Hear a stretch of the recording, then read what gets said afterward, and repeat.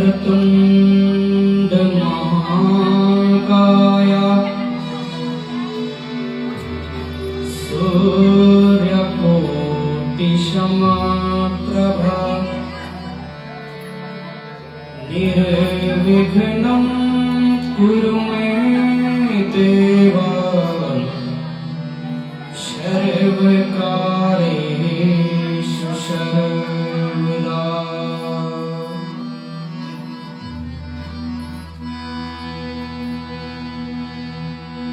प्रातः स्मरामि गणनाथ मनाथ बन्धो सिन्दूर कर्पूर परिशोभित गण्डयुग्मम्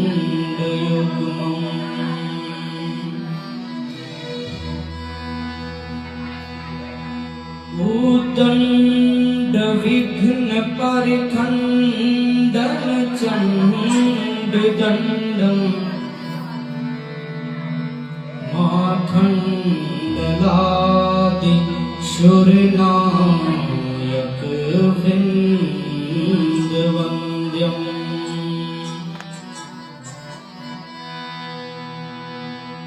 भवानी शंकर वन्दे श्रद्धा विश्वास रूपिणो याभ्यां विना न पश्यन्ते सिद्धा स्वान्तस्तमीश्वरम्।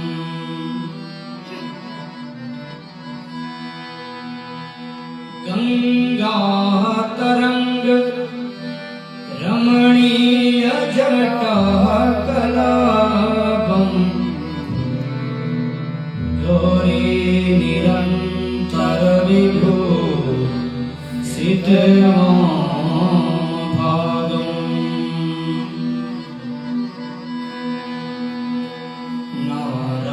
नारायणं प्रियमनङ्गमदापहारम्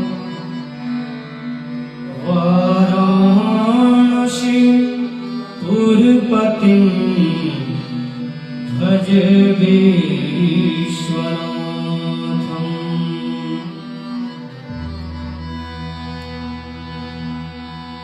श्वेताब्ज पूर्ण विमला शन संस्थितेः श्वेतांबरा वृत्रमनो हरमञ्जुगात्रे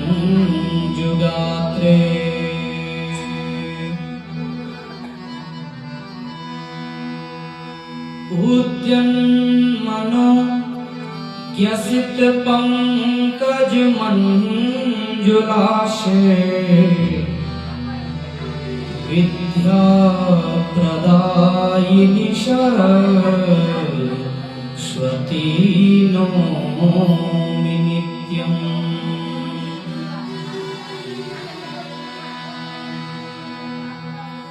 अम्बा शाम्भवी चन्द्रमौलिरबला पर्णा उमा पार्वती काली हेमवती शिवा त्रिनयनी कात्यायनी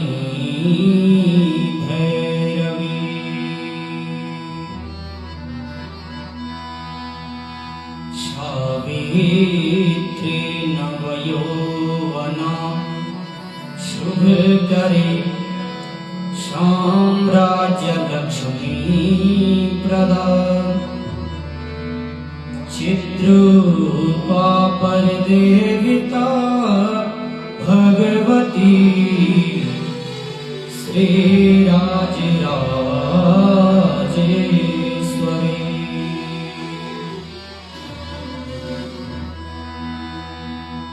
कृष्णं नारायणं वन्दे कृष्णं वन्दे वृथासुतं कृष्णं द्वैपायनं वन्दे कृष्णं वन्दे जगद्गुरुम्।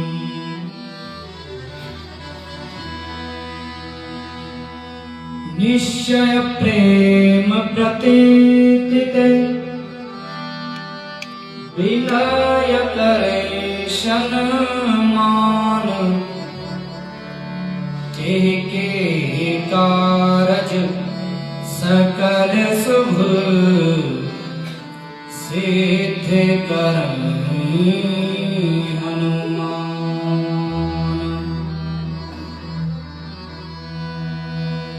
आइए हनुमंत विराजिए कथा होत इतिहास जो भक्त जन जहाँ से आए हैं उनके हृदय करो प्रभु निवास। शंकरं शंकराचार्य केशवं वादरायणं सूत्रभाष्यकृतो वन्दे भगवन्तो पुनः पुनः। प्रेम से बोले शंकर भगवान की जय। नीलकंठ महादेव की जय। काशी विश्वनाथ भगवान की जय। जगदम्बा मैया की जय। महाकाली मैया की जय। महासरस्वती मैया की जय। महालक्ष्मी मैया की जय। बगलामुखी मैया की जय। हनुमान जी महाराज की जय। नंदीश्वर भगवान की जय। शाम्ब सदा शिव भगवान की जय। हर हर हर महादेव शंभो।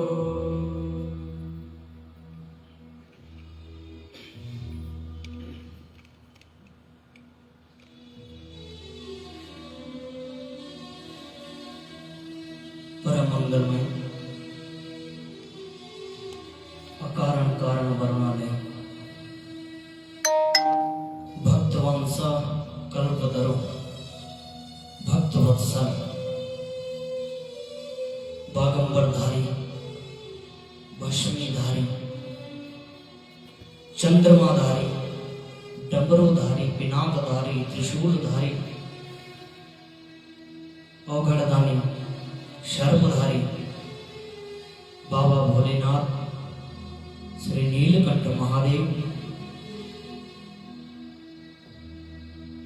जो हमारे समक्ष प्रत्यक्ष स्वरूप में भगवान नीलकंठ महादेव जी की शब्दमयी प्रतिमयी वांगमयी मूर्ति श्री शिव महापुराण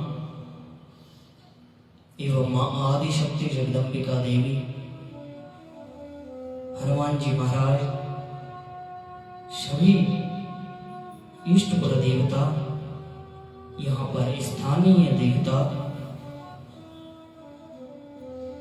समस्त आवाहित प्रतिष्ठित देवी देवताओं के श्री चरणों में हम सभी इस व्यासपीठ से नमन चरण वंदना करते हैं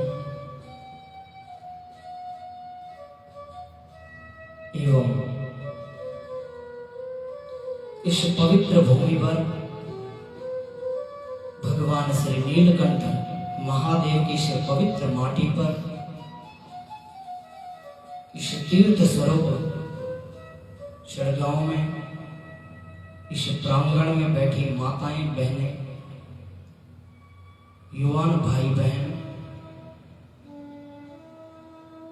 सभी के हृदयस्थ भगवान नीलकंठ महादेव जी को बारंबार हम सभी भक्तजन प्रणाम करते हैं, नमस्कार करते हैं।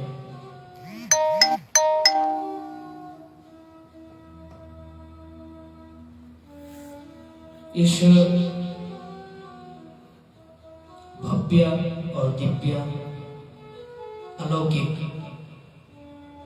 जो यहाँ पर श्री शिव महापुराण की पावन गंगा बह रही है,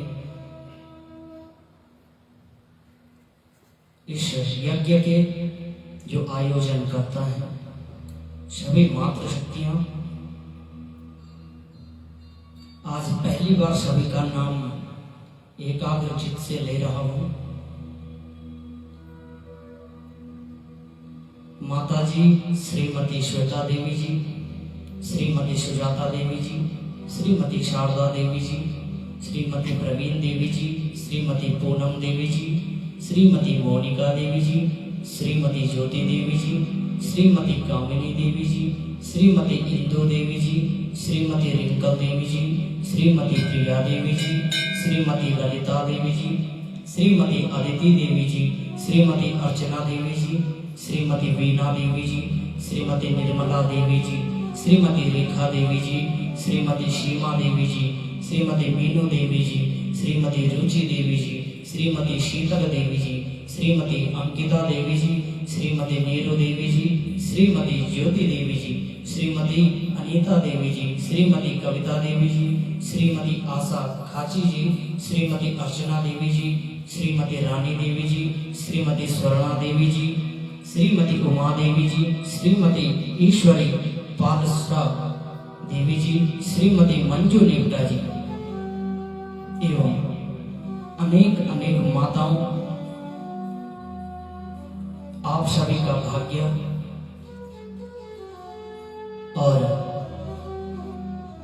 जो आप सभी लोगों ने यह आयोजन किया है, आपके हृदय में भी अवश्य में भगवान नीलकंठ महादेव विराजमान हुए हैं, जो इस आयोजन के लिए आप सभी लोगों ने बहुत ही श्रद्धा से और निष्ठा से यह आयोजन कर रहे हैं। सभी को, सभी के हृदय में विराजमान भगवान को बारंबार प्रणाम।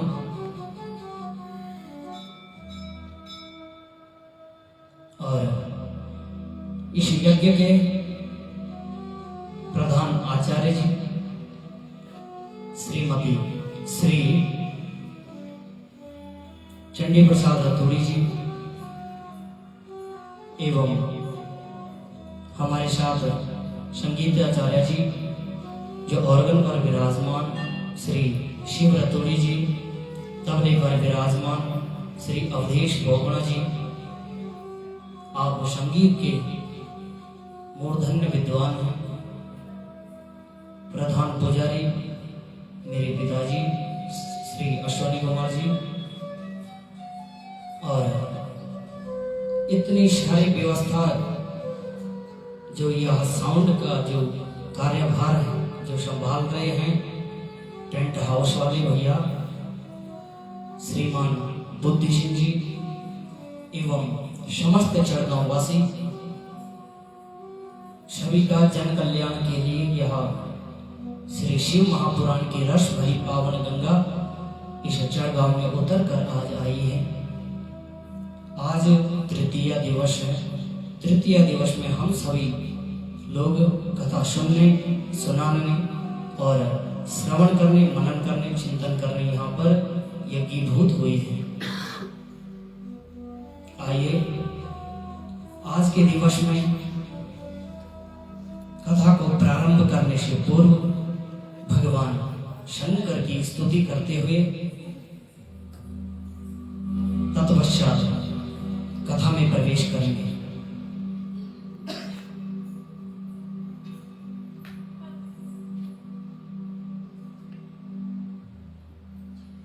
बोल शंकर भगवान की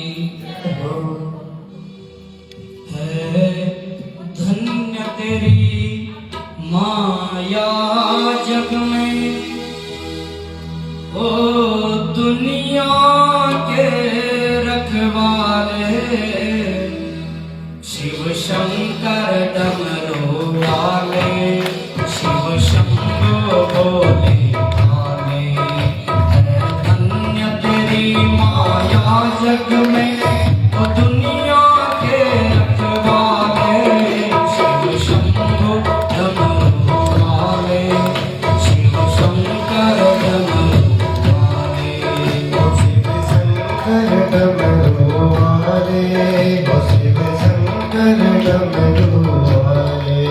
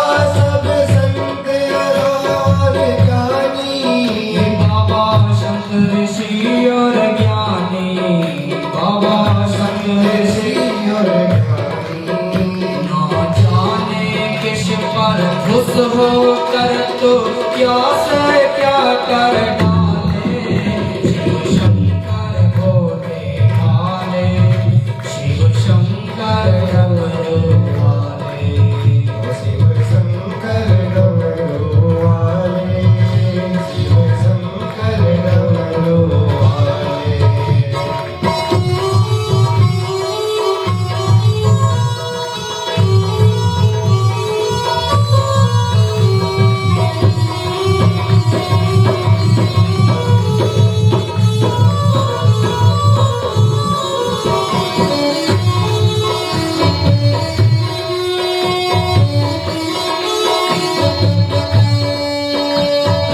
लोक के स्वामी होकर भी क्या अभड़ रूप बनाए, लोक के स्वामी होकर भी क्या अवगढ़ रूप बनाए, लोक के स्वामी होकर भी क्या अभड़ रूप बनाए, लोक के स्वामी होकर भी क्या अवगढ़ रूप बनाए। घर में डमरू त्रिशूल लिए और नाग गले लपटाए, डमरू और त्रिशूल लिए गले में है नाग झुकाए।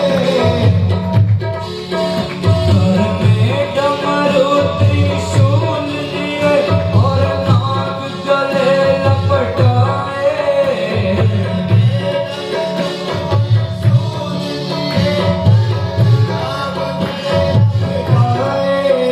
बाबा गले नाग लपटाए, बाबा गले नाग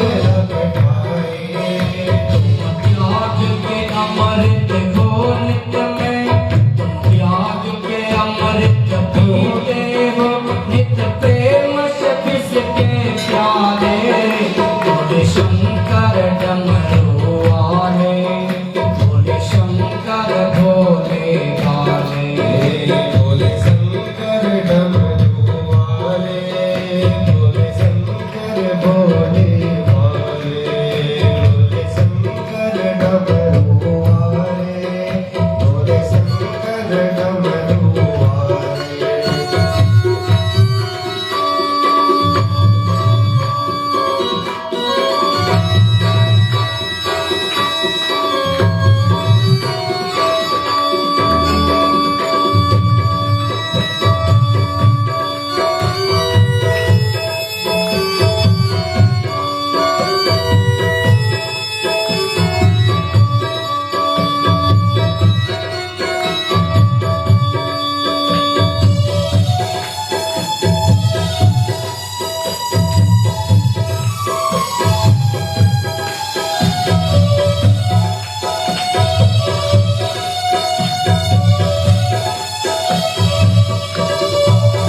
सब खंडित करने कामदेव जब इंद्रलोक से आया, तब खंडित करने कामदेव जब इंद्रलोक से आया, तब खंडित करने कामदेव जब इंद्रलोक से आया,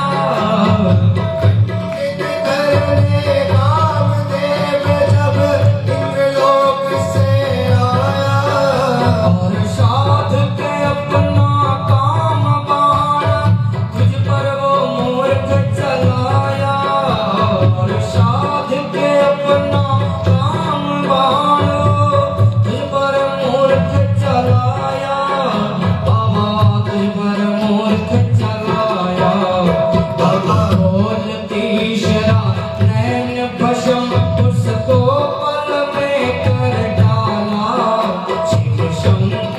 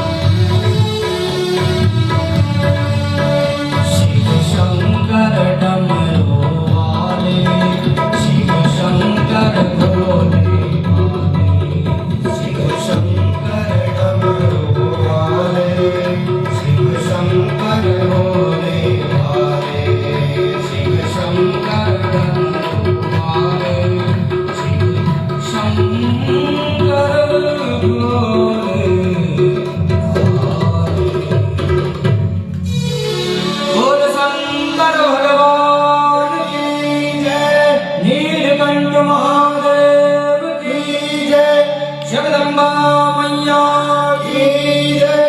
हर हर महादेव शंभो।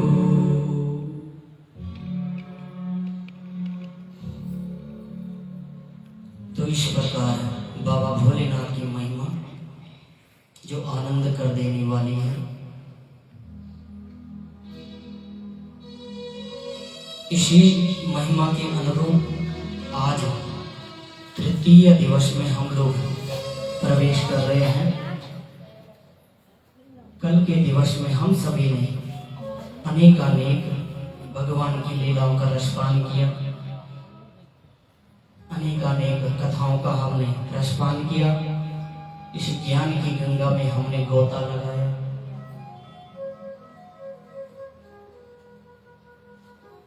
कैसे शिवलिंग की उत्पत्ति हुई और सर्वप्रथम शिवलिंग के पूजन की विधि और शिवलिंग की पूजा कब हुई, यह सारी कथाएं हम कल के दिवस में श्रवण कर चुके हैं। आज के दिवस में हम सभी लोग मन और चित्त को शांत करते हुए, निर्मल बनाते हुए, केवल और केवल जो यह श्री शिव महापुराण की पावन गंगा बह रही है, इसमें हम सभी लोग आनंद से स्नान करते हुए और मन को निर्मल बनाते हुए, जैसे निर्मल गंगा जी की धार होती है भैया,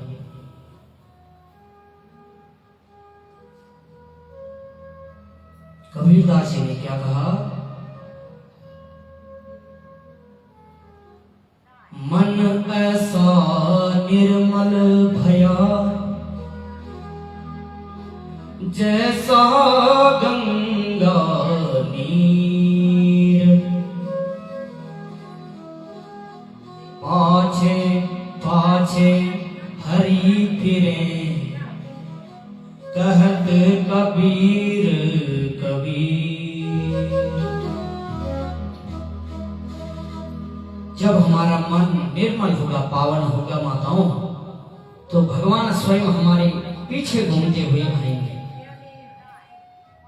मन निर्मल नहीं है तो भगवान आगे न पीछे, भगवान दूर दूर तक, हमारा नाता भगवान से नहीं होता। अभी तो भगवान को ही हमारी जिम्मेदारी और चिंता रहती है। यदि हमारा मन निर्मल और पावन है,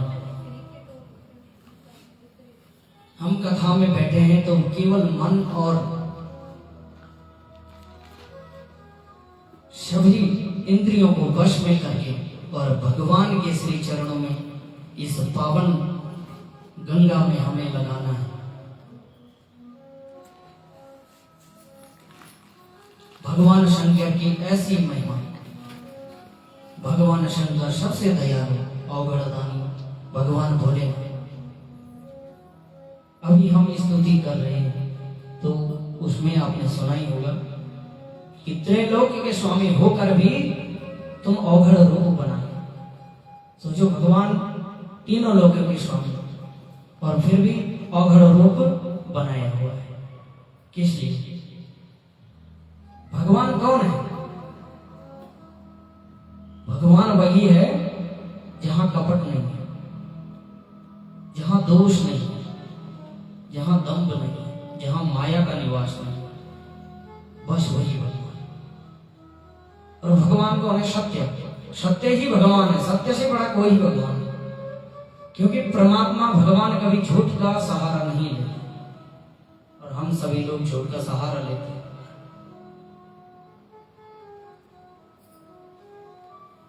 ऐसे अवगढ़दानी भोले बाबा, भूत भवन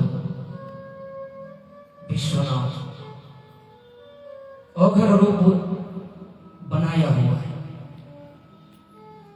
जबकि तीनों लोगों के स्वामी है, संपत्ति है, संपदा है, फिर भी बर्फ के ऊपर बैठे हुए। और हम सभी लोगों के लिए प्रिया कि मैट बिछी हुई है, बढ़िया गद्दे लगे हुए हैं, फिर भी कथा में कम है। तो भगवान भोलेनाथ नित्य निरंतर सीताराम जी का जप करते रहते हैं।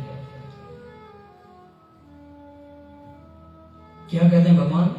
तुलसीदास जी कहते हैं, सिया राम माय सब जग जानी, सिया राम माया सब जग जानी, करहु प्रणाम जोरी जुग पानी।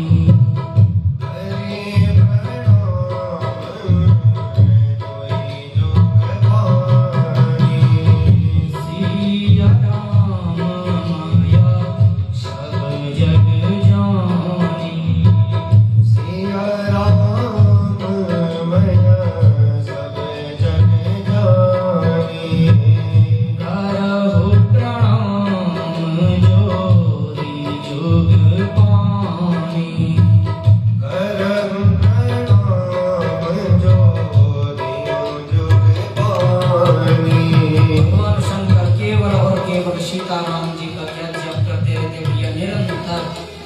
जैसे अखंड दीपक जलता है वैसे अखंड जप भी किया करो भैया, भजन भी किया करो अखंड। केवल तेल का दीपक जलाने से अखंड नहीं हो जाता, भजन भी करो, भजन के साथ कीर्तन और मनन भी करो। सिया राम माया सब जग जानी,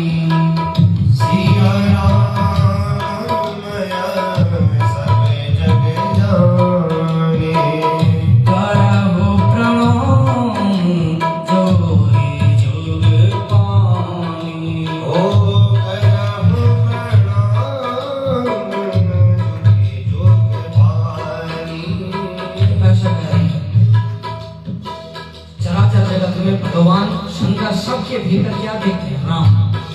सिया राम में सब जग जाने। गाय, बैल, भैंस, बकरी, जितने पशु हैं, जीव जंतु, जड़ चेतन, सबके भीतर भगवान राम को देखते हैं, सीताराम। ऐसे भगवान निरंतर जप करते रहते हैं सीताराम जी का। भगवान भोलेनाथ कहते हैं, भूत भावन कहते हैं कि भैया मेरे पास कोई भी शक्ति नहीं है। शक्ति कहाँ है? अखंड जप में, जो हम भगवान नाम का उच्चारण कर रहे हैं, जो भगवान की हम यहाँ लीला गा रहे हैं, इसमें ही शक्ति है। जैसे आपने एक भजन आता था कि भगत के बस में है भगवान। वाकई भगत के ही बस में होते हैं भगवान।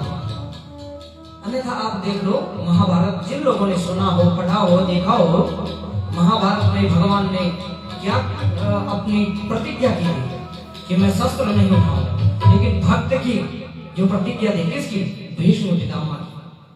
भीष्म पितामह की प्रतिज्ञा रही कि आज मैं सभी पांडवों का नाश कर दूंगा और कृष्ण को मैं चक्र उठाने पर मजबूर कर दूंगा। और वही भगवान ने अपने भक्त की प्रतिज्ञा की लाज रखने के लिए स्वयं जो है सुदर्शन उठा दिया भैया। वाकई भगवान भगत के ही बस में होते हैं। बस भगत होना चाहिए जो भगवान नाम का उच्चारण करे, नित्य भगवान का पूजन अर्चन वंदन करता रहे। और उसमें भी केवल ऐसा नहीं कि पूजन अर्चन वंदन किया भैया और फिर लगा ले 2.5 करोड़ की लिस्ट। यदि तो लगी लिस्ट, तो लिस्ट लगी तो केवल जो 2.5 करोड़ है वो भी मुश्किल से मिलेगा। लेकिन यदि लिस्ट नहीं लगी तो कितना मिलेगा भैया जो हमने कभी सोचा ही नहीं था। भक्त वही है। कौन?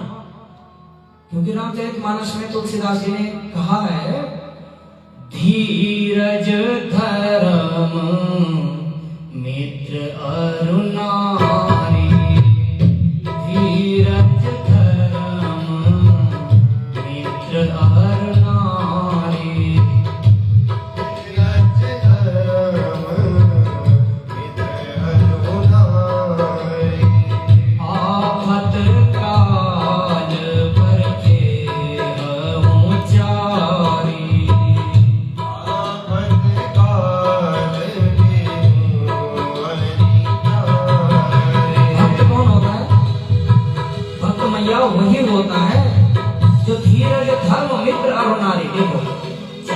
कभी पहचाने जाते हैं, कब? धीरज। जैसे बहुत लोग कहते हैं अरे बड़ा धैर्यवान है, धैर्यवान है, धीरज धरने वाला है। और धर्म, मैं धार्मिक हूँ, मैं तो पूजा करता हूँ, वंदना अर्चना सेवना करता हूँ, सब कुछ करता हूँ भैया भगवान की। और मित्र और नारी, इन चारों की परीक्षा कब होती है? आफतकाल परखे उचर, जब आफतकाल आता है। पता लगा हम नित्य निरंतर मंदिर आते हैं और इतनी मोटी बारिश लगी, अब है कि असली भक्त कौन? तो असली भक्त तो छाता लेके पहुंचे, जैसे कैसे पहुंचे, और मंदिर पहुंच ही जाएगा, वो असली भक्त है। जब ऐसा साफ आसमान हो फिर तो कोई भी चला आएगा, फिर तो जीव जंतु जड़ चेतन सभी लोग आए। कल बंदर भी आए थे, सब आए थे। एक तरफ बंदर हल्ला मचा रहे थे, दूसरी तरफ जो कुत्ते महाराज जो भौंक रहे थे। तो ऐसे तो सभी आ रहे, लेकिन भक्त कौन है? आफतकाल, जब पूरा सभी लोग आफत में फंस चुके हैं, जहां विपरीत अवस्था हो, और वहीं हम भगवान की सेवा करें, वही है भैया भगत। और भक्त वो नहीं है जो हम जो है नित्य निरंतर भी आ रहे हो, लेकिन आफतकाल में अगर हम लोग रुक गए, वो भक्त नहीं। खाना पीना कैसे छोड़ सकता है व्यक्ति? नहीं छोड़ता है। फिर भगवान की भक्ति क्यों छोड़नी चाहिए?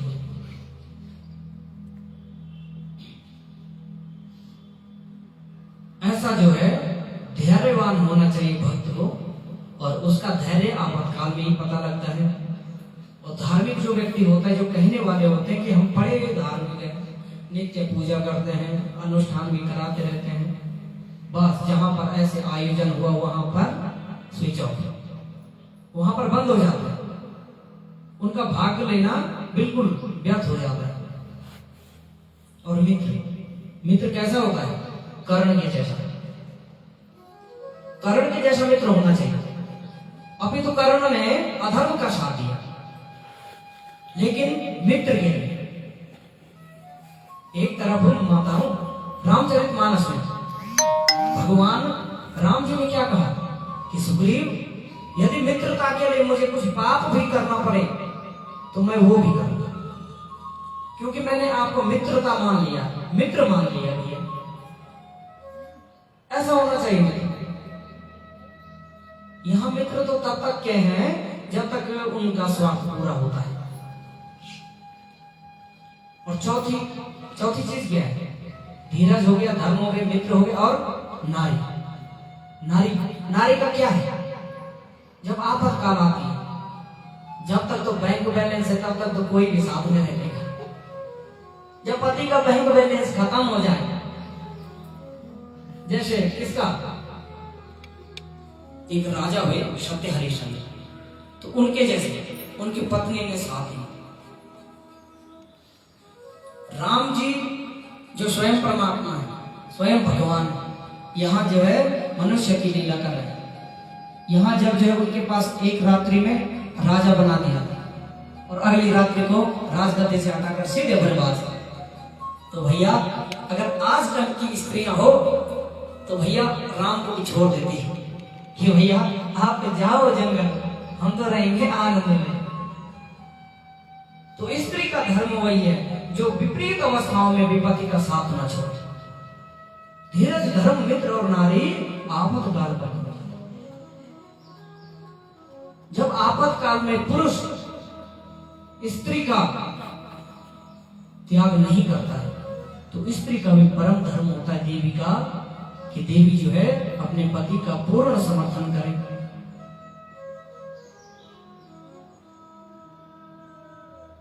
इसीलिए सभी गृहस्थियों के शंकर भगवान की पूजा ये उत्तम बताई गई है। क्यों? क्योंकि वहां क्या है? शिव और शक्ति।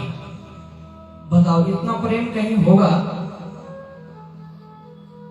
जिस कैलाश में नंदी भगवान भी साथ में रहते हैं, वहीं बगल में शेर दहाड़ रहा है, इतना प्रेम कहां होगा? जहां नंदी है वहां शेर तो हो ही नहीं सकता। बताओ जहां चूहा भी है, चूहा किसका वाहन? गणेश जी का, वहीं जो है नाग गले लगता है, भगवान शंकर के गले में बड़े बांसुरी नाग, और वहां इतना प्रेम के सब मिलजुल कर रहते हैं, और हमारे घर में 4 लोग मिलकर नहीं रह पा रहे हैं।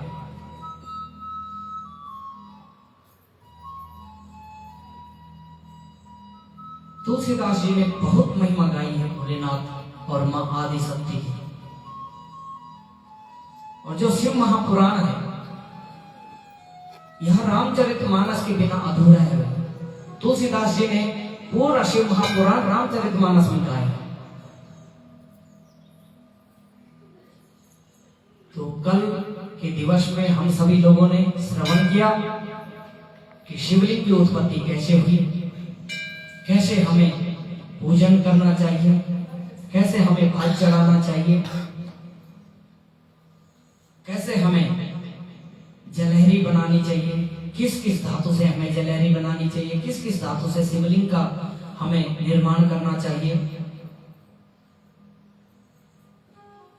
एक और विषय, कल समय अधिक हो गया था, लेकिन आज भी बिल्कुल वही समय।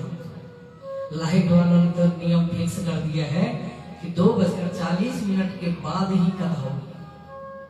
भैया आज कुछ पहले ही बैठ गया था लाइट से। तो एक विषय छूट गया था, कौन सा?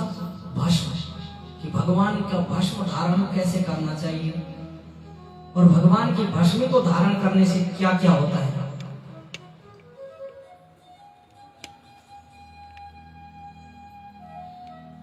श्री शिव महापुराण में कह रहे हैं, त्रिपुंड्रम सज्जलम भस्म धृत्वा पूजां करोति यः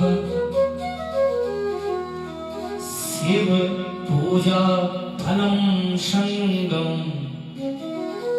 तस्यैव हि सुनिश्चितम्। सूत जी ने कहा, क्या कहा?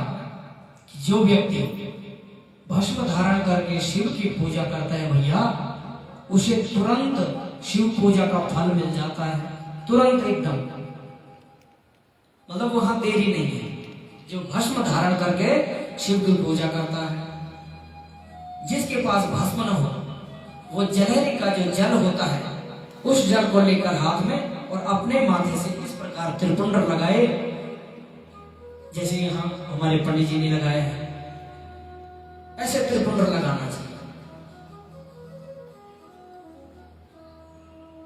फिर क्या कह रहे हैं कि यदि कोई व्यक्ति असमर्थवान है, जो व्यक्ति तीर्थ में नहीं जा सकता, बद्रीनाथ, केदारनाथ, गंगोत्री, यमुनोत्री, हरिद्वार, गया, काशी, वृंदावन, अयोध्या, मथुरा नहीं जा सकता, उसके पास सामर्थ्य नहीं है, तो उसको क्या करना चाहिए? न तीर्थ यात्रया पुण्यम त्रिपुंड्रेण च लभ्यते दानम यज्ञश्च धर्मश्च तीर्थयात्राश्च नारद।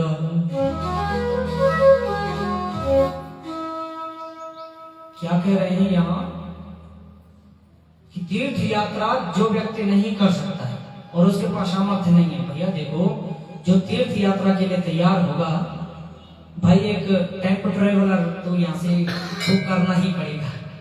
अब बुक करेंगे तो उसमें धन भी लगेगा। अब जिस व्यक्ति के पास धन नहीं होगा, वो कैसे तीर्थ यात्रा में जाएगा? कहाँ रुकेगा, कहाँ खाएगा, भूखा प्यासा कहाँ भटकेगा?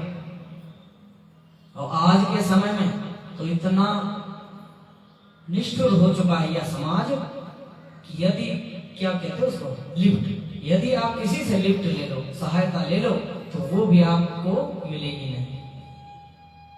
तो ऐसा व्यक्ति कहाँ भटकेगा? इसलिए जो है, ये जो श्लोक कहा गया, किसके बारे में? भस्म के बारे में, त्रिपुंड के बारे में। ये श्लोक जो है देवी भागवत महापुराण का है भैया, वहां भी ये आया कि भस्म धारण करना चाहिए। कैसे? ये कह रहे हैं, न तीर्थ यात्रा या पुण्य जो कभी तीर्थ न गया हो, जिसने सपने में भी तीर्थ न देखा हो, और यदि एक बार श्रद्धा से भक्ति से शिवालय में आकर भगवान शंकर की जो भस्म होती है, वो एक बार श्रद्धा से उस त्रिपुंड को धारण कर लेता है,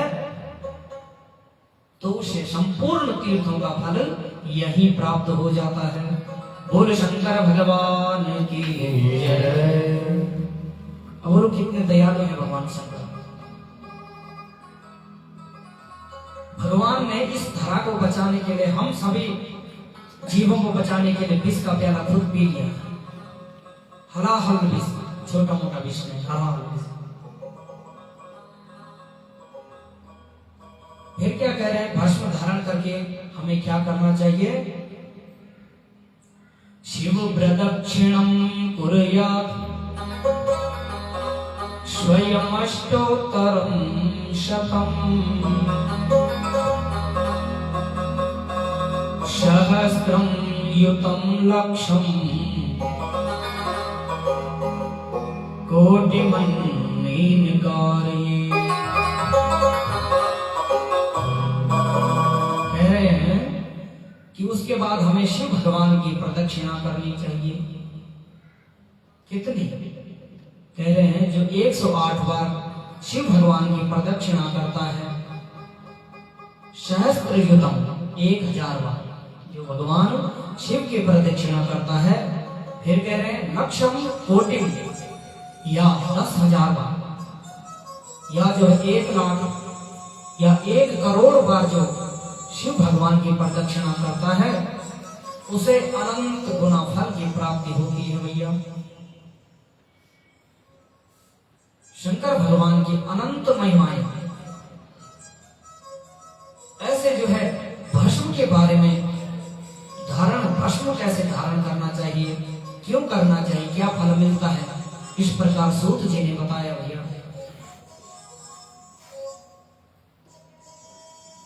अब सूत जी कह रहे हैं कि जैसे सभी लोग कहते हैं कि नहीं ये शिवलिंग का प्रसाद है और इसको हम नहीं खाएंगे भैया, तो देखिए माताओं, कुछ ऐसे शिवलिंग है जिनका प्रसाद आपके लिए हमारे लिए नहीं है, उसमें केवल चांडाल का वास होता है, वो चांडाल का ही भाग होता है।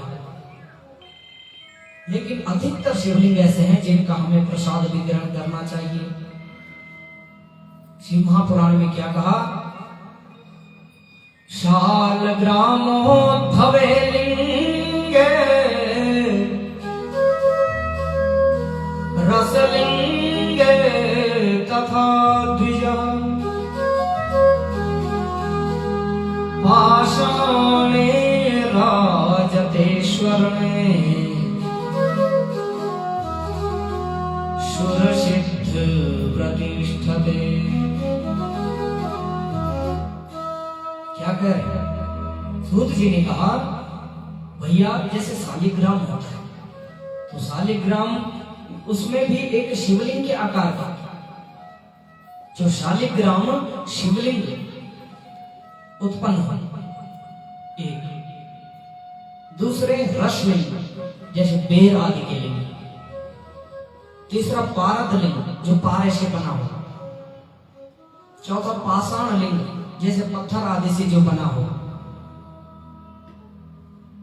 रजत लिंग, स्वर्ण लिंग, और जो देवों और सिद्ध मुनियों के द्वारा प्रतिष्ठित लिंग हो,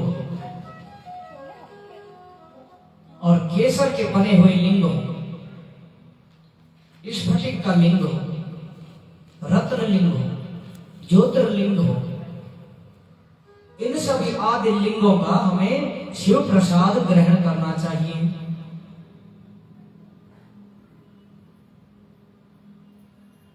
और जो इसके अतिरिक्त जो शिवलिंग है, इसमें 12 ज्योतिर्लिंग का कहीं भी उल्लेख नहीं, केवल एक,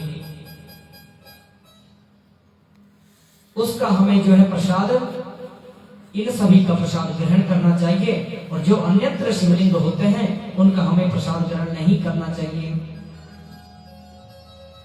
जब हम शिवलिंग पर चढ़ा हुआ प्रसाद ग्रहण करते हैं तो उसका हमें ऐसा फल प्राप्त होता है जैसे चंद्रायण व्रत का फल प्राप्त होता है।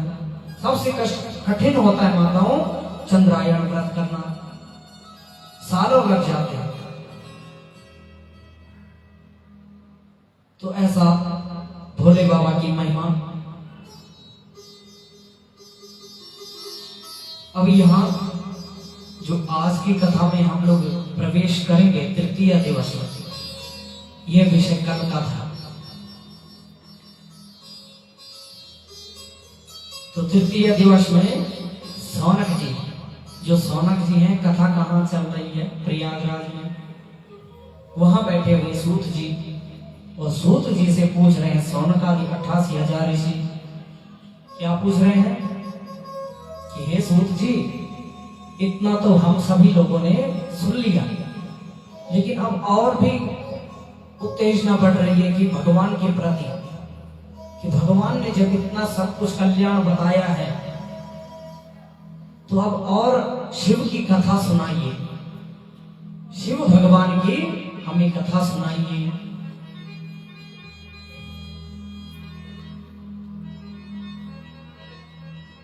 सूत जी कह रहे हैं हे सौनक जी, आप भाग्यशाली हैं। भैया देखो, हम सभी लोग भाग्यशाली हैं जो कथा श्रवण करने को मिल रहा है। सोचो अगर हम कहीं बाजार में होते या कहीं इर्द गिर्द होते तो कहीं गालियां चल रही हैं, कान भी बड़े बंद करने पड़ रहे हैं, कहीं मुर्गे टांगे हुए हैं, कहीं बकरियां टंगी हुई हैं, आंखें भी अपवित्र होती जा रही है। भगवान ने ये आंखें दी हुई है पवित्र दर्शन के,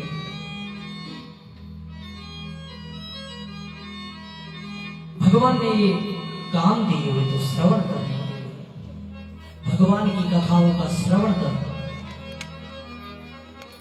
भगवान ने ये वाचाल शक्ति दी हुई है कि भगवान का भजन करने के लिए। ऐसे सूत जी से कह रहे हैं सौनकादि 88,000 ऋषि कि प्रभु आप बड़े भाग्यशाली हैं, आपने इतना सब कुछ ज्ञान अर्जित किया होगा। सूत जी कह रहे सौनकादि जी से कि भैया आप भी हमसे भी बड़े सौभाग्यशाली हो जिन्होंने ऐसा प्रश्न किया है। कैसा प्रश्न? सबके कल्याण के लिए। ऐसा नहीं कि हमें कोई संत मिले और हमने सीधा पूछा, महाराज बताओ जरा मेरे पति का व्यापार कब से बढ़ेगा, बताओ महाराज कब से चलेगी दुकान, बताओ महाराज कब से चलेगी सेब की खेती, महाराज मैं तो 50 लाख टेंडर जा रहा हूं। और यहाँ सूत जी सौनकादि ऋषि सूत जी से पूछ रहे कि हमें शिव की कथा सुनाओ जिससे आने वाले कलयुग में सभी का कल्याण हो सके।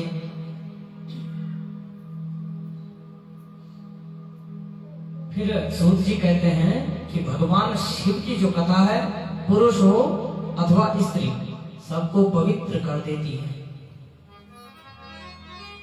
क्योंकि महाकाव्य में सबसे पहले आया हो क्या? एतत् शिव पुराणं हि कथा परम पावनी। परम पावन करने वाली है मेरी मैया यह कथा। और सौभाग्य ही नहीं, अभी तो जन्मों के सारे पाप हमारे नष्ट हो चुके हैं। इस परम भूमि पर बैठकर शिव कथा का हम गान कर रहे हैं, श्रवण कर रहे हैं। अब सूत जी कह रहे हैं, क्या कह रहे हैं? सदा शिव कथा प्रश्न पुरुषं श्रेतु नातियः वक्त्रारं पृच्छकं श्रोत्र श्राद्धवी सलिलं यथा। शिव जी की कथा से वक्ता और श्रोता और पूछने वाले तीनों का कल्याण हो जाता है।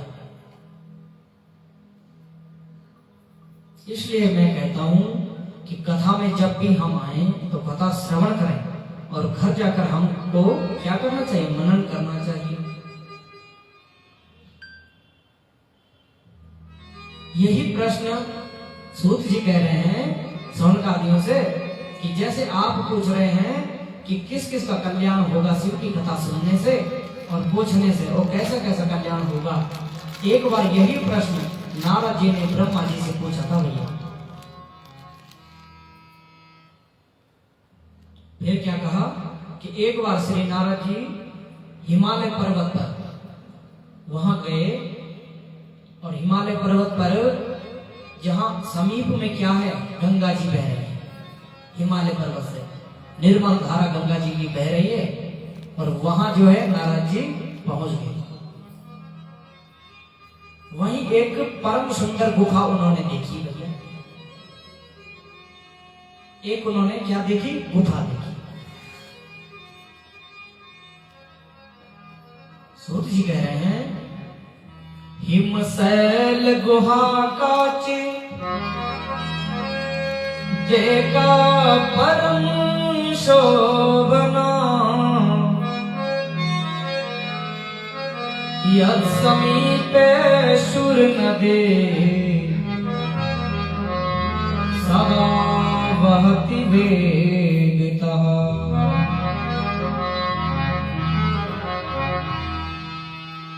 वहां जैसे ही नारद जी पहुंचे उन्होंने क्या देखा, एक सुंदर गुफा देखी,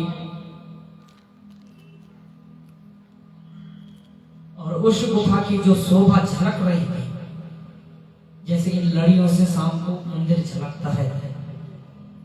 और नारद जी ने सोचा कि यह एकांत स्थान ही भजन करने लिए ठीक है, और नारद जी उसी गुफा में चले गए। जब नारद जी उसी गुफा में चले गए और भगवान का भजन करने बैठ गए, फिर उस गुफा के लिए क्या कहा तुलसीदास जी ने,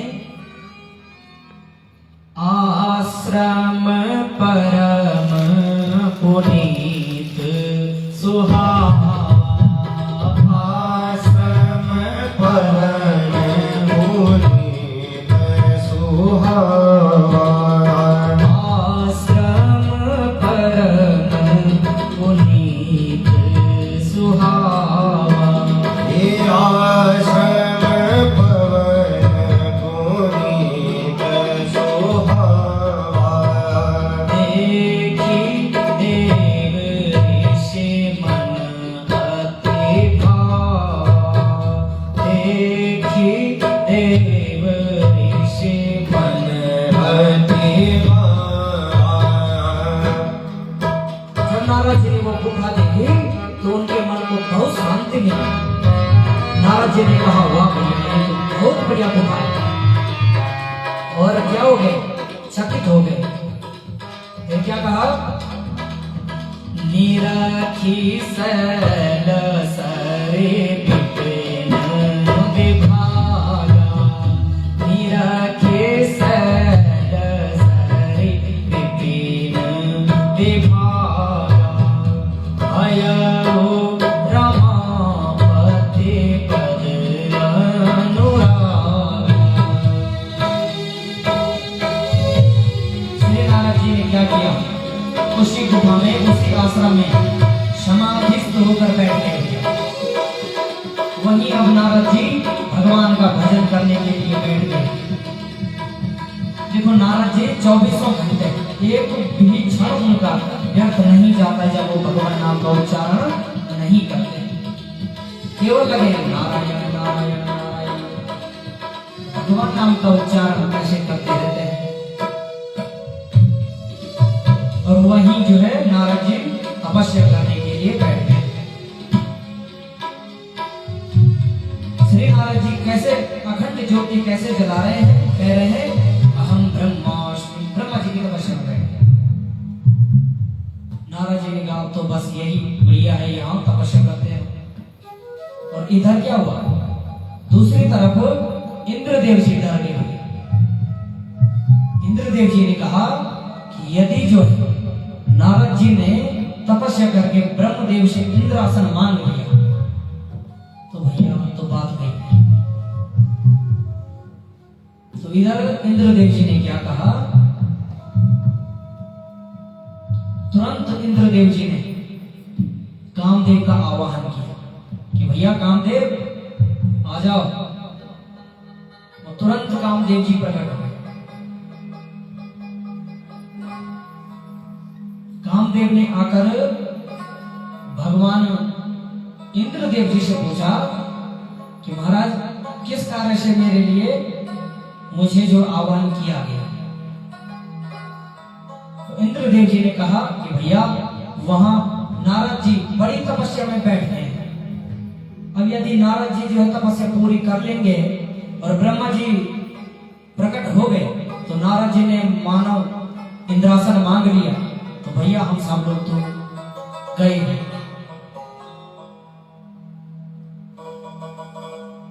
तो इसलिए क्या करो आप वहां जाकर उस गुफा में जाकर नारद जी को मोहित कर दो, अपने काम बाण उन पर चला डालो। और कामदेव जी तुरंत वहां पहुंचे। कहां? जहां नारद जी तपस्या करने बैठे हुए थे। अब बताओ। इसलिए मैं कह रहा हूं कि भगवान जो देवता लोग भी तरसते हैं इस धरा पर आने के लिए। क्यों? क्योंकि वो केवल अपने पुण्य का भाग खत्म कर रहे हैं, उनके पास अब कुछ बचा नहीं है। शास्त्र कहता है क्षीणे पुण्य मृत्यु लोके विषंते। जब उन देवताओं का पुण्य क्षीण हो जाता है तो जो दोनों टांगे होते हैं, दोनों टांगे पकड़कर जो ऊपर देवता होते हैं लात मारकर जो है नीचे गिरा देते हैं यहाँ इस मृत्यु लोक में। क्योंकि फिर पाप ही पाप रह जाता है।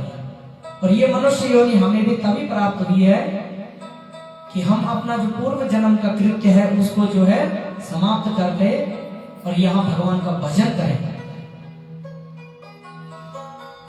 ऐसे ही वहां जो है कामदेव जी पहुंचे और काम के बाण जो है नारद जी पर चला डाला। रंभा आदि अप्सराएं वहां आ गई और नृत्य होने लगा।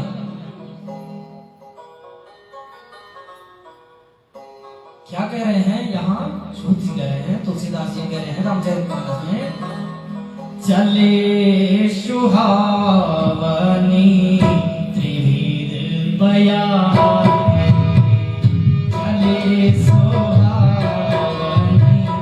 त्रिविध बयानी, काम कृष्ण बढ़ाव निहारी, काम कृष्ण बढ़ाव निहारी।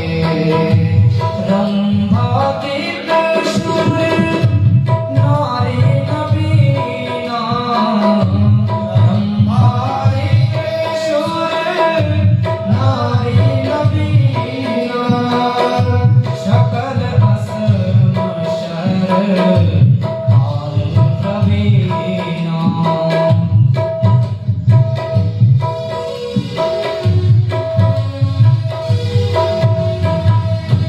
राम कलाल बचो मुनि न व्यापी, राम कलाल बचो मुनि न व्यापी, निज भय डरे मनोभव पापी, निज भय डरे मनोभव पापी।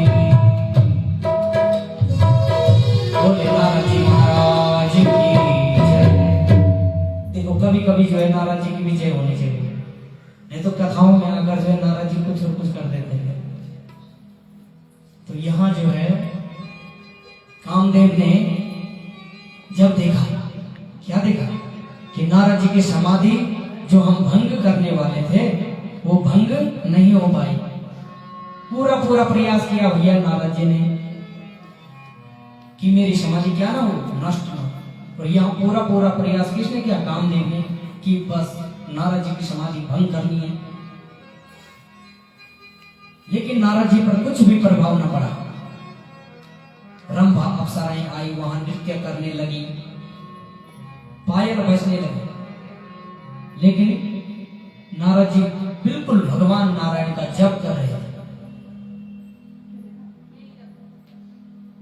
सूत जी कह रहे हैं, न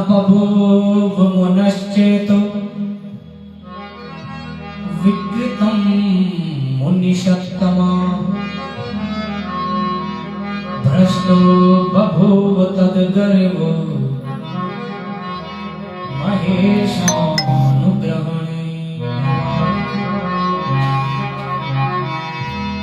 शिव भगवान की कृपा से नारद जी पर उन बाणों का, उन अप्सराओं का कोई भी प्रभाव न पड़ा।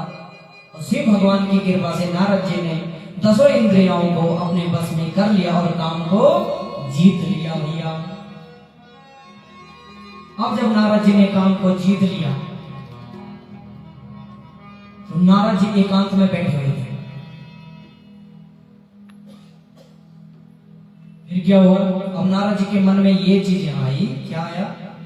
अरे भैया, ब्रह्मा विष्णु महेश सारे लोग काम को नहीं जीत पाए, लेकिन मैंने काम को जीत लिया।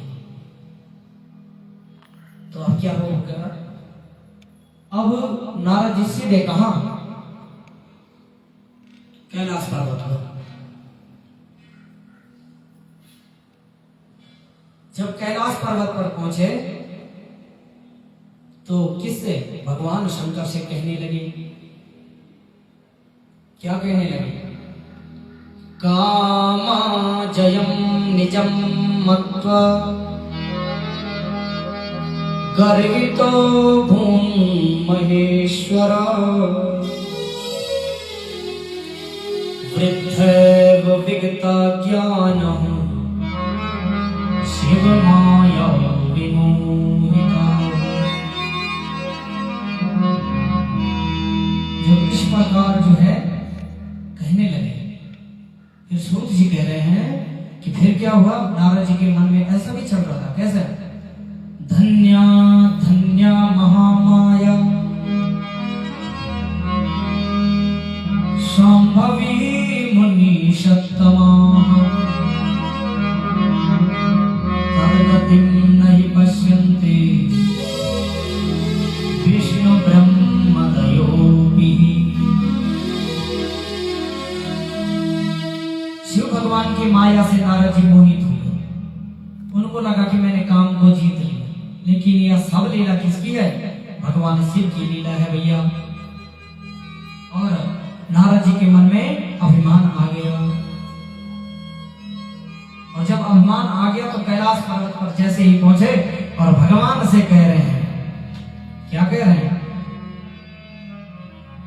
मानस में कह रहे हैं तुलसीदास जी, तब नारद गवने शिव पाई जिता काम अहिमित मन माई। अब जो है मन में तो बस अहंकार पैदा हो गया। जैसे ही नारद जी ने कैलाश पहुंचे, भगवान शंकर प्रसन्न हो गए कि चलो आज नारद जी आए तो बढ़िया भगवान का उच्चारण होगा, वीणा बजाएंगे, भजन कीर्तन होगा। लेकिन यहाँ तो जैसे नारद जी आए, नारद जी ने खरी खोटी सुना दी भैया और अपनी ही महिमा सुना दी। क्या कहा? भगवान शंकर जी से कहने लगे, मार चरित शंकर ही सुनाए। मार चरित शंकर ही सुनाए। मार चरित शंकर ही सुनाए। मार चरित शंकर ही सुनाए। अति प्रिय जानी महेश सिखाए। अति प्रिय जानी महेश सिखाए। यहाँ नारद जी ने जो है सबको सुना गा कि प्रभु मैंने जो है काम को जीत लिया, काम को अपने बस में कर दिया है। अब भगवान शंकर भी सोचे, बताओ मैं तो सोच रहा था कि भजन कीर्तन सुनाएगा और यहाँ जो नारद को हो क्या कह रहे हैं? ये काम की बात कर रहे हैं। ये तो उल्टी गंगा बह चुकी है। फिर भगवान शंकर क्या कह रहे हैं नारद जी से? हे तात नारद प्राज्ञ धन्यस्त्वं शृणुमद्वचः वाच्यमेवं न कुत्रापि हरेरग्रे विशेषतः।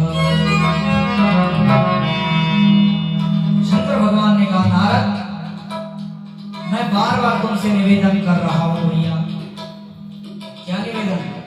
कि जैसे तुमने यह सब कुछ मुझे सुना दिया, अब ऐसा करना कि वैकुंठ लोक में जाकर लक्ष्मी नारायण जी को मत सुना देना, नहीं तो और भी गड़बड़ हो जाएगा। अभी तो चलो जैसे तैसे मैंने खुद थाम लिया। अब नारद जी को लगा कि ओहो, शिव जी तो खुद काम को जीत नहीं पाए, काम को मैं जीत गया हूं। अब क्या है कि ये मेरी उससे जल रहे हैं उन्नति से। अब उन्हें लगा नारद जी को कि मेरी जो ये प्राप्ति है, जो काम की जो मुझे प्राप्ति, जो विजय की प्राप्ति हुई, इससे भोलेनाथ को क्या हो गई? चिड़न हो गई। तो इससे जो है ये इसलिए कह रहे हैं कि विष्णु जी को न सुना। और नारद जी ने कहा कि बिल्कुल अब तो ठीक ही होगा। तो जैसे घर में छोटा बच्चा नहीं होता, छोटे बच्चे को बोलो बेटा जेब में हाथ नहीं डालना, लेकिन वो एक बार जरूर डालेगा कि है क्या जेब में, जो जेब में हाथ नहीं डालना। ऐसे नारद जी चल पड़े कहां? सीधे विष्णु लोक में। और ऐसे जो है एक बार उनके खुद के मन में भी आया कि भाई आप जो है सीधे विष्णु लोक में चलना है। और हरि गुण गा रहे थे, गाते हुए अहंकार से भरे हुए थे और वैकुंठ लोक पहुंच गए। सूत जी कह रहे हैं नारदोथ ययो शीघ्रम विष्णु लोकम विनष्टति मदांकुरमनावृत्तम गतितं स्वं तदग्रतः। नारद जी ने चाय पानी नाश्ता पानी भी नहीं किया बीच में, सीधे डायरेक्ट। काफी बार होता है कोई बात हमारे मन में है तो जब तक वो हम किसी को बताएं ना, तब तक जो मन मानता नहीं है ना? तो ऐसे जो है नारद जी तुरंत वैकुंठ लोक में पहुंच गए भैया। और जैसे ही वैकुंठ लोक में पहुंचे, वहां भगवान नारायण क्या कर रहे हैं? शेष सैया पर लेटे हुए। और जैसे ही भगवान ने देखा कि नारद जी आ गए, तो भगवान खड़े उठ गए और नारद जी का स्वागत किया। देखो वो तो त्रिकालदर्शी भगवान, भगवान को सब कुछ पता है क्या है क्या नहीं, फिर भी भगवान ने सेवक का भी सत्कार किया। क्योंकि सनातन धर्म क्या कहता है? आगतम स्वागतम सारम रात्रि सारम च जागरणम। भाई जो आ गया है, जो आपके द्वार पर आ गया है, तो उसका स्वागत करो। चेला हो, गुरु हो। और यहीं पर नारद जी का स्वागत सत्कार भगवान करने लगे। अब नारद जी को कौन समझाए ये बात है? भगवान कहने लगे हे नारद जी, आपके आने से मेरे यह वैकुंठ लोक भी पवित्र हो गया है, जो दिन रात मेरा नाम का उच्चारण करते रहते हैं, हे नारायण नारायण नारायण। जब भगवान नारायण ने नारद जी से पूछा कि भाई आप यहाँ पर किस लिए आए हो, यह प्रयोजन बताएं। बिना प्रयोजन के तो नारद जी वैकुंठ में आते नहीं है। तब नारद जी ने संपूर्ण जो कथा थी, कथा नहीं बल्कि व्यथा थी, सब कुछ सुना दी भगवान को कि प्रभु मैंने तो काम पर क्या कर लिया? विजय प्राप्त कर लिया। अब भगवान नारायण ने कहा हे नारद, तुम जैसे भक्तों के तो स्मरण मात्र से ही सारे काम क्रोध सब कुछ नष्ट हो जाते हैं, तो तुम्हें क्या जरूरत पड़ी काम को जीतने की? तुम्हारे तो स्मरण मात्र से ही दूर दूर तक नाता नहीं है काम और क्रोध मोह माया मद मत्सर का। तुम जैसे भक्त जो 24 घंटे हर पल हर समय भगवान नाम का उच्चारण कर रहे, तो तुम्हें क्या जरूरत पड़ी काम को जीतने की? और इतने में नारद जी हर्षा गए। हर्षा यानी कि प्रसन्न हो गए कि भगवान अब जो मेरी क्या कर रहे हैं, बढ़िया जो है बढ़ोतरी हो रही है, तो थोड़ा जो है फले फूले समागे दिया। जिसकी जो है थोड़ा बढ़ोतरी होती है, अगर सूखा हुआ व्यक्ति तो उस समय फूल जाता है, जैसे गुब्बारा फूल जाता है हवा भरने के बाद। ऐसे ही नारद जी भी फूल गए। नारद जी ने अभिमान के साथ कहा कि सब महाराज आपकी कृपा ही है। ओहो, भगवान ने समझा, हाँ ठीक भैया। तब क्या किया, करुणा निधान जो भगवान विष्णु हैं, भगवान ने मन ही मन विचार किया कि इनके हृदय में अभिमान आ गया है और अभिमान हटाना बहुत जरूरी है। देखो, भक्त पर भी कृपा कौन करता है? भगवान। भगवान सबकी चिंता करते हैं भैया, सबकी। हाँ, बस बात ये रही कि हम ही भगवान की चिंता नहीं करते।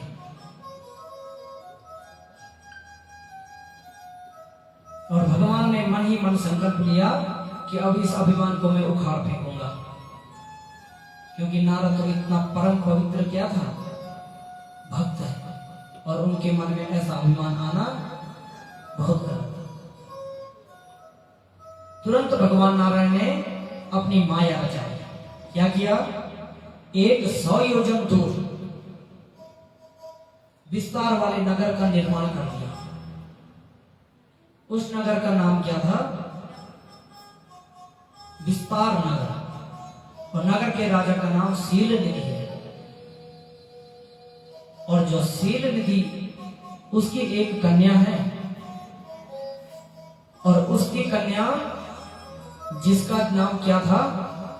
शील निधि की कन्या है, और उसका नाम है विश्व मोहिनी। संयोग से नारद जी भी एक दिन घूमते फिरते वहां पहुंच गए भैया, और उसी दिन उसका स्वयंवर है कि भाई स्वयंवर रखा हुआ है। और जैसे ही नारद जी वहां पहुंचे, शील निधि ने तुरंत देखा नारद जी को, तो शील निधि ने तुरंत जन्म पत्री ले आई। किसकी? अपनी नहीं, बेटी की।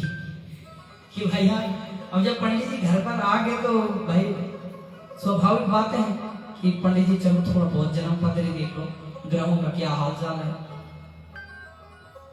तो शील निधि ने सोचा कि नारद जी से पूछा जाए कि भैया मेरी बेटी को कैसा वर प्राप्त होगा।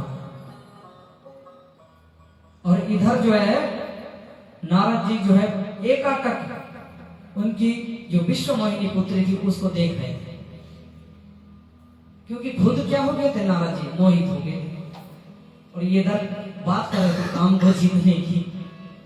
ऐसे भगवान ने माया रचा दिया। फिर नारद जी क्या कर रहे हैं? किससे? शील निधि से कि भैया सुतेयं तव भूपाल सर्वलक्षण लक्षिता महाभाग्यवते धन्य लक्ष्मीरिव गुणालया।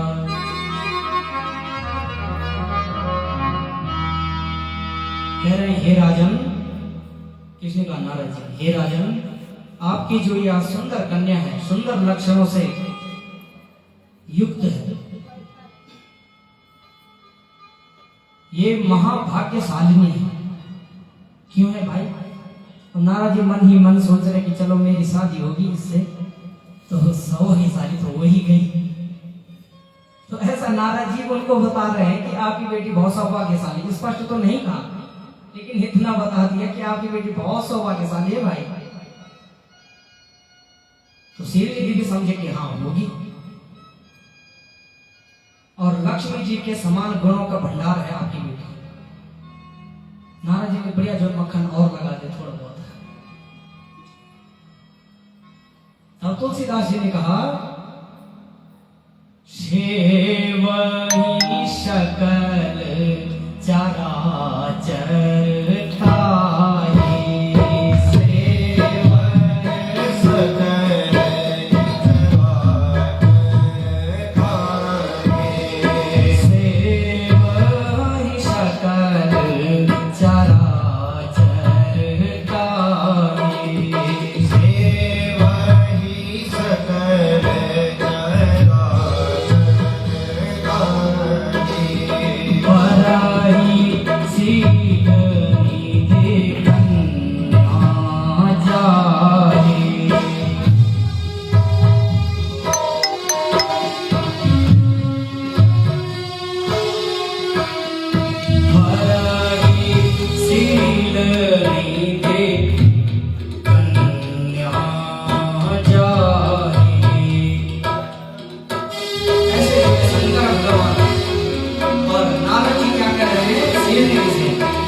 जो इससे विवाह करेगा, तो भैया सेल दीजिए, जो आपकी पुत्री से विवाह करेगा वह अमर हो जाएगा। लो जी, लोग तो कहते हैं जो भगवान जी भजन करेगा वो अमर होगा, और नारद जी कह रहे जो आपकी बेटे से विवाह करेगा वो अमर हो जाएगा। बोलो नारद जी महाराज जी की। और फिर क्या करें, उसे युद्ध भूमि में कोई नहीं हरा पाएगा। बोलो, जब आपकी बेटी से जिसका विवाह होगा उसका युद्ध भूमि में भी नहीं हरा सकता भैया। शेरनी दी की या कन्या जो है जिससे विवाह कर लेगी, सारा संसार उसकी सेवा करेगा। नारद जी कह रहे हैं सारे संसार इसकी और उसकी सेवा करेगा, क्योंकि नारद जी तो पहले ही अभिमान में थे। ऐसा वर्णन करके नारद जी सोचने लगे कि क्या करूं, क्योंकि इसका स्वयंवर है, अब माला तो उसी में डालेगी जो सबसे बड़ा क्या सुंदर होगा।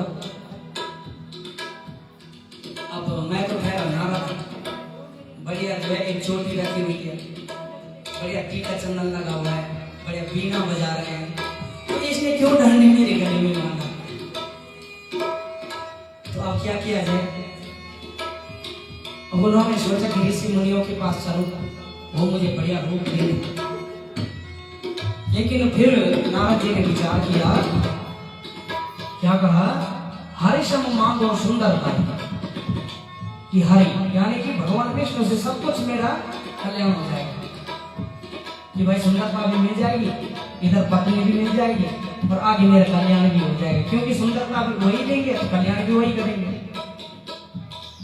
ऐसे नारद जी ने भगवान से बहुत प्रकार से विनय अनुनय किया वैकुंठ लोक में, और भगवान ने उसी समय नारद जी सन्मुख प्रकट हो गए। भगवान जैसे भगवान प्रकट हुए, भगवान ने कहा कि हे नारद, आपका प्रयोजन क्या है, यहाँ क्या प्रयोजन लेके आए हो। भगवान कैसे बन गए अनजान, जैसे भगवान को कुछ पता ही नहीं। फिर नारद जी कहते हैं, यदि दास्यस्य रूपं में तदा तां प्राप्नुयां ध्रुवम्, त्वद्रूपं सा विना कंठे जयमालां न दास्यति। नारद जी ने कहा, हे प्रभु, आपकी कृपा से जो है मेरे गले में जयमाला नहीं पड़ने वाली, आप मुझे जो है सुंदर रूप दे दो, ताकि क्या हो, शीलनिधि की जो पुत्री है वो मेरे गले में जयमाला डाले लगे। स्वरूपम देहि में नाथ सेवको हम प्रियस्तवा, हे प्रभु, आप सेवकों का कल्याण करने वाले, आप मुझे सुंदर रूप प्रदान करो। किंतु प्रभु भी ध्यान रखना कि उससे मेरा हित ही हो। नारद जी ने कहा कि प्रभु ध्यान यह भी रखना मेरा हित भी हो उससे, कि भाई अभी तो मुझे आपने सुंदर रूप दे दिया, लेकिन आने वाले समय में क्या हो, मेरा उस कन्या के साथ विवाह हो, उसके बाद मेरा जो है आपके भजन करने का भी जो है मन लगा रहे थोड़ा थोड़ा। अब देखो कहाँ बैरागी संत हैं नारद जी, और आज जो है थोड़ा थोड़ा की बात पे उतर आए। तो ऐसे जो है भगवान से कह रहे हैं। फिर भगवान ने कहा, कुपत माग रोज व्याकुल रोगी, कुपत माग रोज व्याकुल रोगी, वैद न देई सुनहु निजोगी।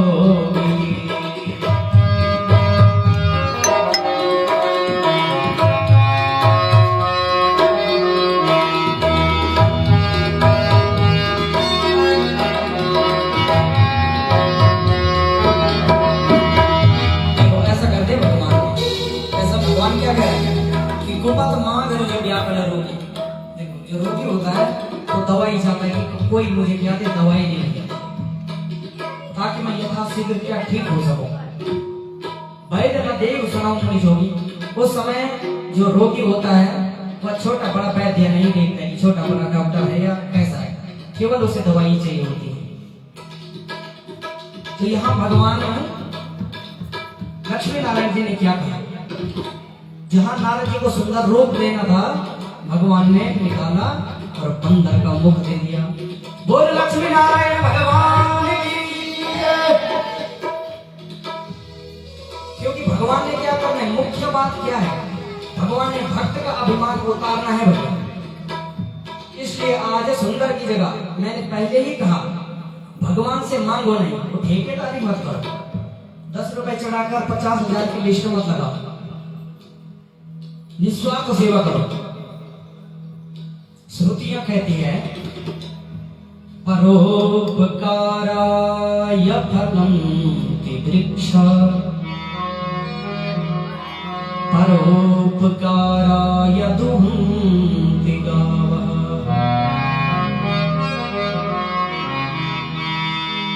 भैया परोपकार करो, परोपकार कैसे, निस्वार्थ सेवा करो भगवान की।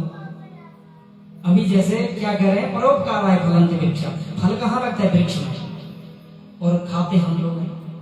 कभी वृक्ष ने कहा भैया रहने दे यार, फल मेरा है, नहीं।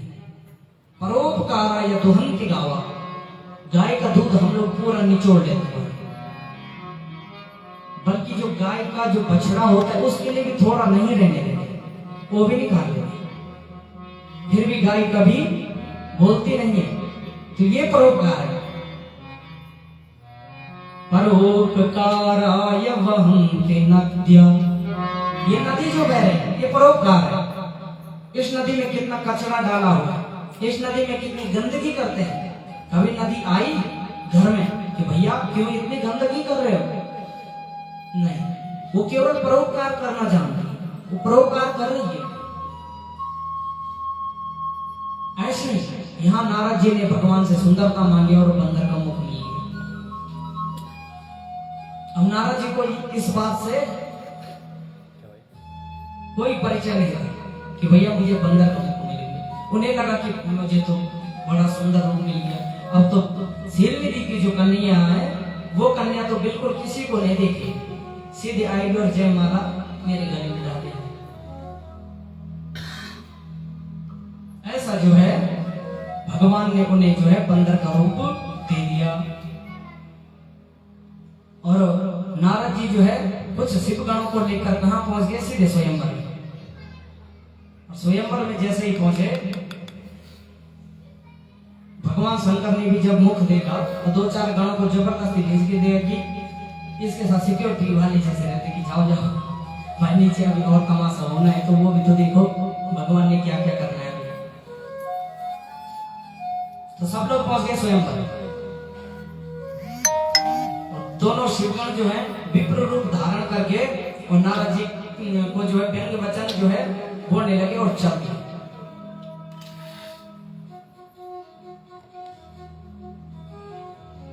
और इतने में क्या कह रहे हैं शिवगण, पश्य नारद रूपम ही विष्णोरिव महोत्तमम्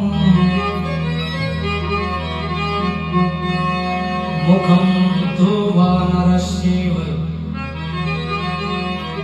विकटं च भयंकरम्।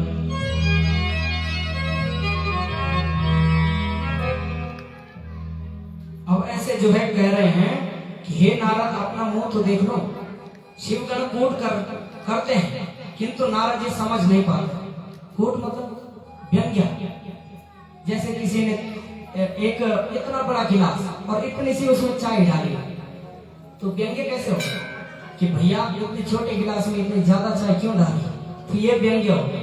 यहाँ शिवगण भी व्यंग्य कर रहे हैं, भैया अपना मुख तो देख ले।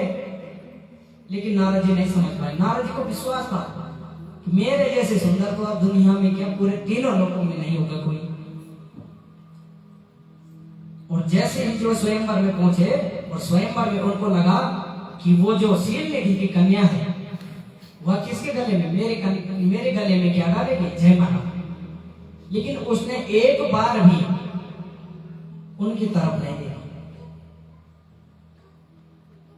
बंदर की तरफ कौन देखेगा भैया, वहां स्वयंवर चल रहा है तो अब बंदरों का स्वयंवर तो है नहीं। और नारद जी सोच रहे कि श्रीमती जी इधर नहीं देख रही। तुलसीदास जी ने कहा, मरकट बदन भयंकर देहा, मरकट बदन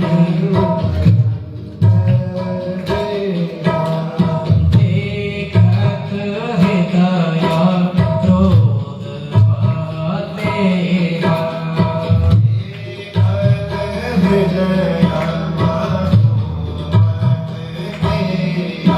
जिस पंक्ति में नारद जी बैठे हुए थे उन्होंने देखा ही नहीं। उस पंक्ति में जो श्रीमती जी ने थोड़ा कानिक सा भी नहीं देखा। तो अचानक से जैसे उनकी दृष्टि पड़ी, यहाँ तो एक बंदर भी आ गया। तुलसीदास जी कहते हैं, मरकट बदन, इतना विशाल बदन, इतना पूरा बदन जैसे बंदर का मिलता है।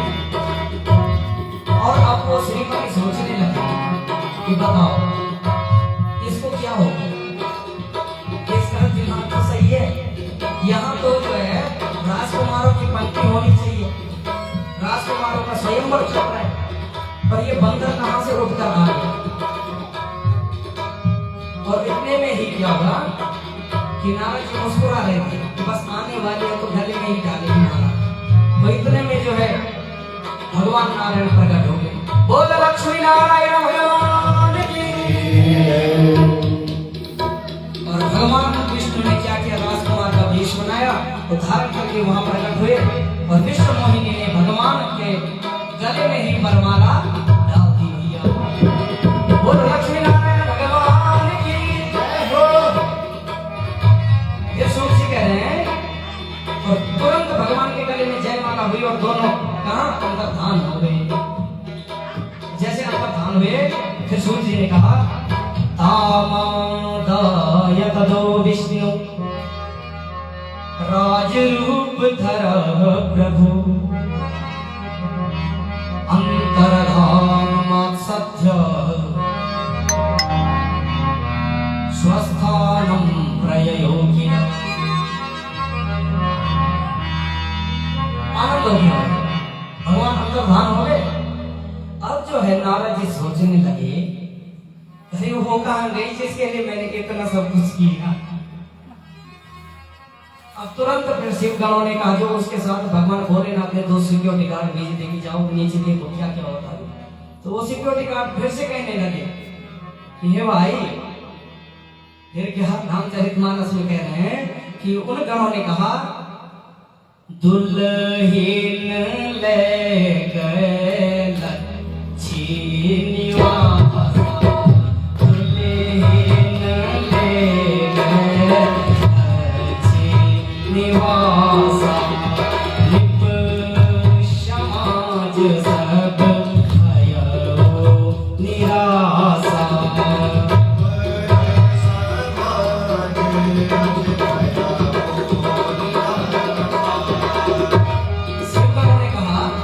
नारद जी से, हे नारद जी, बाबा जरा अपना जो मुख है उसको थोड़ा दर्पण में भी देख ले एक बार, अभी भी हमारी बात मान। फिर जो है नारद जी ने अपना मुख कहाँ देखा, जल में, पानी में देखा अपना मुख। तो जैसे ही नारद जी ने अपना मुख देखा, अब तो नारद जी का क्रोध जो है, पहले ही जो है 90% था घमंड, अब क्रोध हो गए 101%। फिर सोचने लगे कि बताओ, भगवान से इतना अच्छा स्वरूप मांगा था और भगवान ने कैसे ये बंदर का मुख दे दिया उनके। अब नारद जी जो है भयंकर क्रोध में भर गए। तो क्रोध में चलते चलते जो है नारद जी सोचने लगे, क्या सोचने लगे कि प्रभु ने मेरे साथ ऐसा क्यों किया, क्योंकि अहंता तो पहले ही भर चुकी थी नारद जी। और पुनः जैसे स्मरण किया तो पुनः नारद जी को अपना जो रूप था वो पुनः से मिल गया। जैसे नारद जी होते हैं, चोटी है, बीड़ा बजा रहे हैं, तो उनका अपना रूप भी मिल गया। नारद जी का क्रोध अभी तक शांत नहीं हुआ था और उन्होंने निश्चय किया कि आज या तो मैं तो या तो नारायण। अब देखो गया नारद जी को। और नारद जी ने जो है नारायण को क्या सोचा कि आज तो मैं श्राप दूंगा और या तो मैं आत्महत्या ही कर दूंगा आज अपनी, क्योंकि दुल्हन तो गई, दुल्हन के चक्कर में तो ये सब कुछ हुआ है। इसलिए कहते भैया दुल्हन के चक्कर में मत रहो, जो भगवान ने जो है दुल्हन लानी होगी वो स्वतः ही ला देंगे। तो यहाँ कह रहे हैं तुलसीदास जी जब ऐसे चलते हुए निकले तो फिर सोच रहे हैं कि फरकत अधर